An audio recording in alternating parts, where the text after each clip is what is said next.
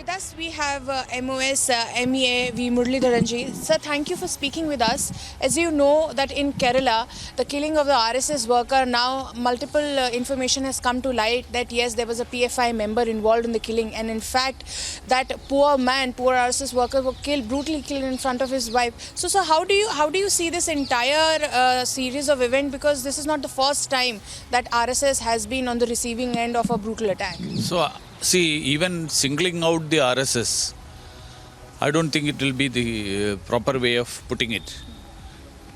Every political party or every, means I can say those who don't go along with the PFI, Popular Front of India, they have been subjected to all such types of tortures and murders.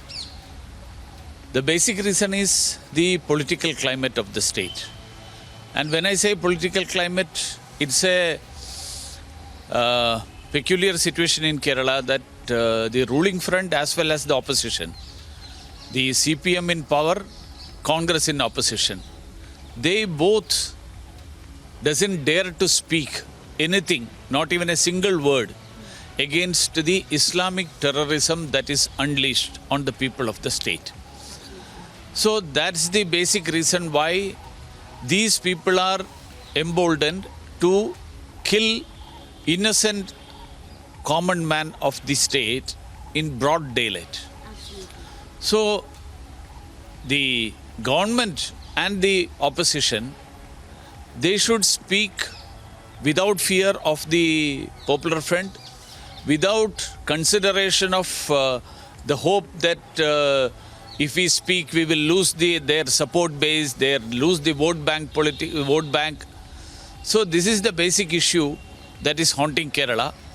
So an atmosphere of terror has been created in the state so that nobody speaks out against the Islamic terrorism that is there. So my second question is building on this front only, that why is it that the police in Kerala or even the authorities in Kerala are so scared about taking some strict action? Because like we were talking about this earlier case, it happened in a national highway, but it took the police and the local authorization to take around 7 days to even issue a photograph. No, the basic reason is that their hands are tied. The police, I don't think that the Kerala police is not that inefficient, so that they can't take action against the culprits.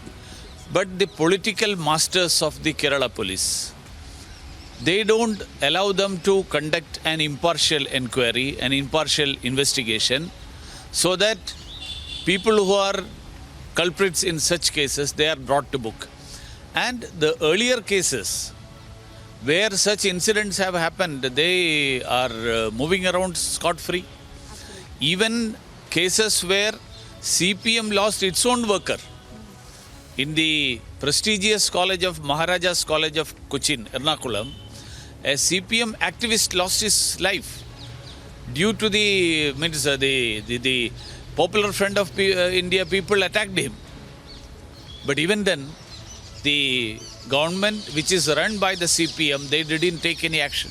Congress lost a leader in 2019, 2 years ago almost, in the same area where the recent killings happened. Congress is mum on that. The basic reason is that I am not saying that they are scared. They feel that this Popular Front of India is now equated with the Muslim community,